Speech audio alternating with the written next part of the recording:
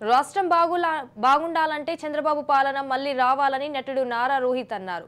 శ్రీకాకుళం జిల్లా ఎచ్చెర్ల నియోజకవర్గంలో ఎన్డీఏ కూటమికి మద్దతుగా ప్రచారంలో పాల్గొన్న రోహిత్ రాష్ట్రాన్ని అభివృద్ధి బాటలో నడిపే విజన్ ఉన్న నేతకు ప్రజలు మద్దతు ఇవ్వాలని పిలుపునిచ్చారు. నియోజకవర్గంలోని ఎన్డీఏ కూటమి ఎమ్మెల్యే, ఎంపీ అభ్యర్థులను గెలిపించాలని ఓటర్లను ఉద్దేశించి రోహిత్ కోరారు.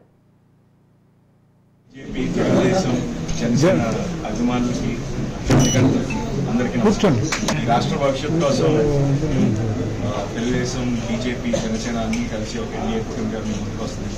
సో ఈ రాష్ట్రాన్ని కాపాడుకోవాల్సిన అవసరం మనందరికీ ఉంది.